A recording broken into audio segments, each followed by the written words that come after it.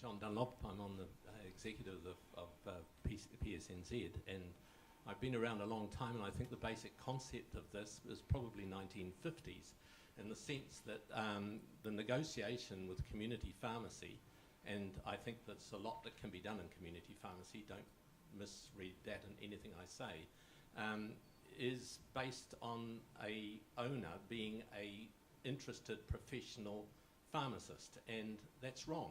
So all of the money that the 400 million you're putting into community pharmacies is going to an owner who these days is either a corporation or it's a sheep farmer somewhere or whatever, well, it's true, and in New Zealand rules. Anybody can have 49% of the shares of a pharmacy, but they can own the stock, the fixtures and fittings, the management and everything else. So it's wide open for anybody to own it, and that's who you're negotiating with. Now, from a professional's point of view, I'm very interested in promoting the profession and advancing it.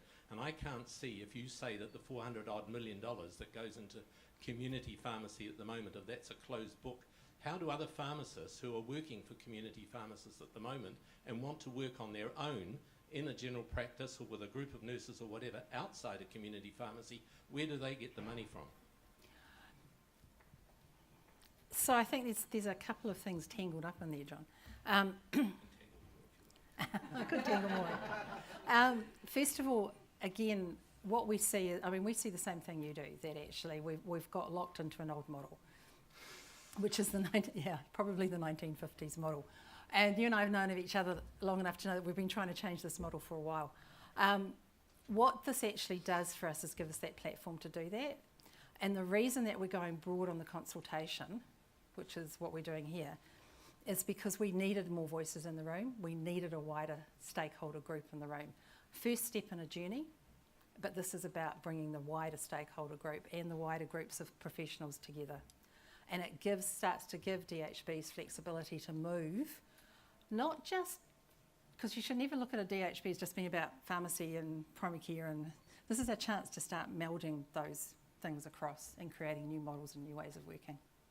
But the government created pharmacist prescribers, just as an example, and they went out, and I was one of them, and we had to develop our own roles, and there was no funding stream for it, because the answer was that all the funding is tied up in community pharmacy. So if you want pharmacy to develop and progress and implement new roles, you're going to have to make a funding stream available for it somewhere.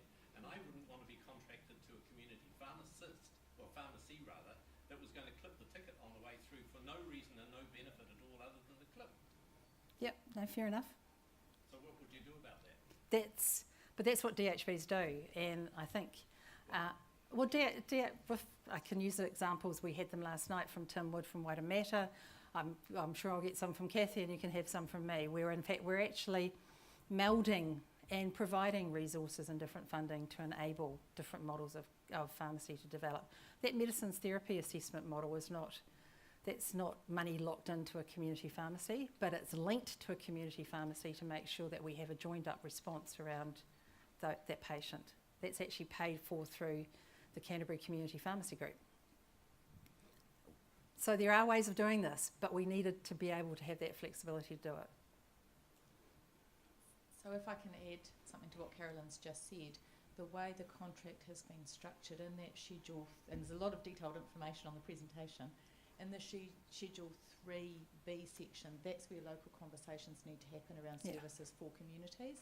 And that won't be just with pharmacy owners, it will be with a range of people, such as the kind of conversations you currently have with your alliancing networks. So could the PHO, that I don't work with anymore, actually negotiate a contract with you guys through that 3C part of that contract, so it doesn't go through a community pharmacy at all?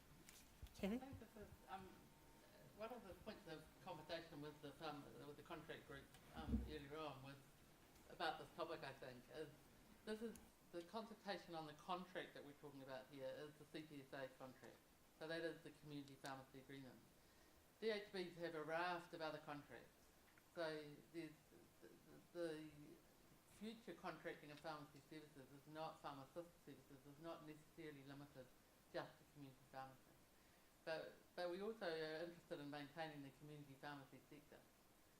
So DHBs have a whole big budget. We have a population-based funding budget, which is much bigger than pharmacy at the moment. And DHBs have a role of deciding where to put it. At the moment, this money goes into the community pharmacy agreement, and we're consulting on the community pharmacy agreement. But we're also consulting on the wider the wider pharmacy action plan, which may or may not go through the community pharmacy agreement in the future. Do you know what I mean? So PHO agreements, age residential care agreements, putting pharmacists in different places. Community pharmacy agreement is one component of that.